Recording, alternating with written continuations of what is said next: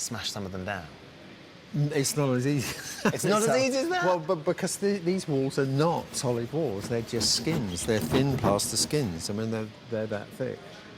So if you do that, you just put a hole in it? Yeah, you just put a hole in it. The hammer would just go. So this isn't. So all this rubble. This is the. So this is lightweight and manufactured by our prop guys. This is what we've just seen. A little bit of the smaller doing. stuff is real, as you can see, because it's cheaper to get real than. But the bigger stuff is that. The Slytherin sculpture, as you can see, is in there. And but this stuff, then, is all designed on the drawing board. These profiles, these broken profiles, are designed on the drawing board. And then the carpenters come in and cut them into those very precise shapes according to the drawing. So it's not just some old hammer and so on. So have I just picked up something that needs to go back exactly where Yes, please. Yes, the position is marked, yeah. The Great Hall was destroyed and rebuilt 3 times during filming. I'll never forget my first memory of being here, really, was walking through that Great Hall with everyone else before seeing the sorting hat, and it's very bizarre. So now still when you see windows smashed and things like that, you think, God, who's ruining our castle, sort of thing. Yeah, they have. They've wrecked the Great Hall. This set's been here for nearly 10 years. It's something quite satisfying. Does that sound really bad? Obviously, a destroyed Great Hall was stood in. I know. How are you feeling about it? I'm a little bit emotional. Emma said it was a little bit satisfying, to be honest. Really? I think, yeah. All the hours you've spent in here over the years. I know. It's not the most popular set, I have to say. Why not? Well, whenever we film in here, it's so hot.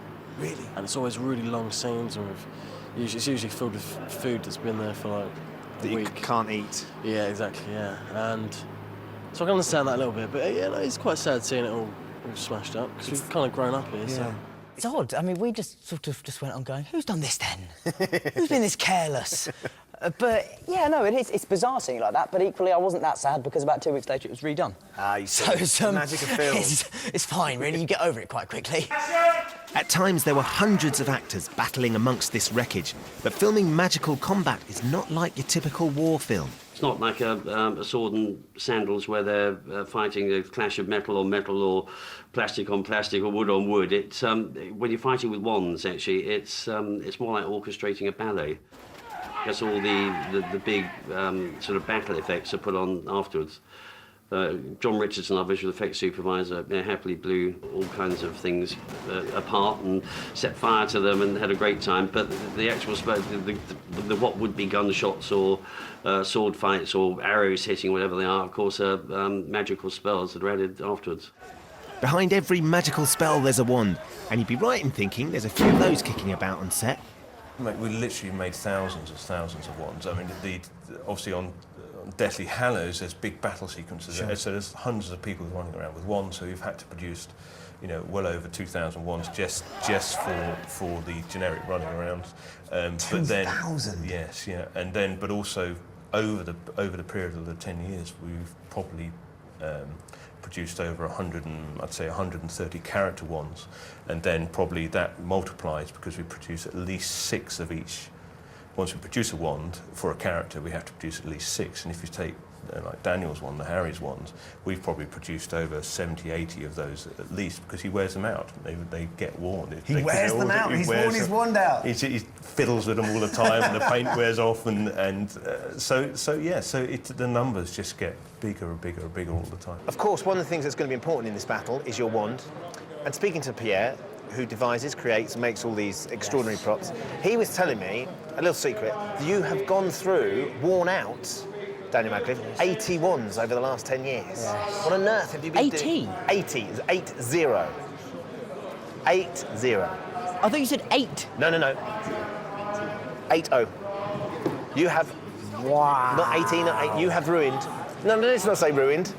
Wow. What have you been doing? Sorry, Pierre. I don't know how I have managed to break that many wands. I know I drum with my wands a lot.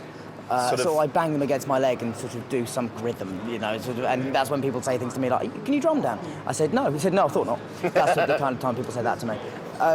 But yeah, so I really don't know. I just feel very bad. You've not been sneaking them off set somehow? I really haven't been. I'm not the person selling them on eBay, I promise.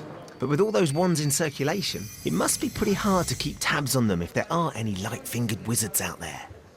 When there's so many people in a scene and everyone has wands, or like the whole scene now that we're doing today, all the crowd, they're all holding wands, and there's people like outside, like literally checking them in and out when they've come off set. It's like they're all numbered and everyone has their wand. It's like a wand check, isn't it? It's crazy. I know. They watch you like hawks, then you're not allowed to take anything away. As I drove in today, I did see the sign saying we are doing random searches of cars. Yeah. I thought that's because they're coming to an end. Yeah. No, totally. I mean, I'm serious. And you know, Dan, he's Harry Potter, and they won't let him take anything. I've just noticed, well, there's no glass in your glasses. Yeah. Do feel free to have a poke. Okay, Is that right? Yeah. That's where Rupert. Yeah. No, these are the lensless ones because of reflections. Sometimes they see the camera in them, and so they have the lensless ones. I have decided though, this is the one thing I want at the end. The one thing? The one thing I want is the glasses, definitely. The ones with or without the lenses, though?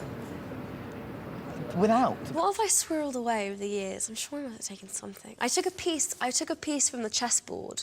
Oh, wow. On the first film. I mean, obviously not a huge one, like a tiny little... You were riding those pieces. No, like a cracked little piece.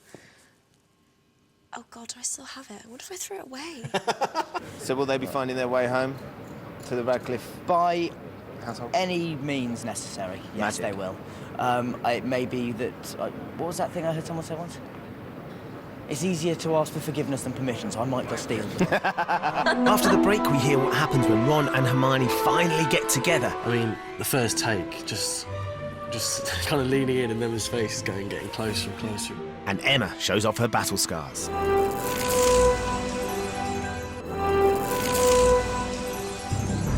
We're behind the scenes of Harry Potter and the Deathly Hallows Part 2. There's a battle raging at Hogwarts, which is the backdrop against which our heroes' search for Horcruxes continues. They've learned that one of Hogwarts' ghosts, the Grey Lady, knows the whereabouts of what they're searching for. And for the first time since arriving back at the school, Harry, Ron and Hermione separate.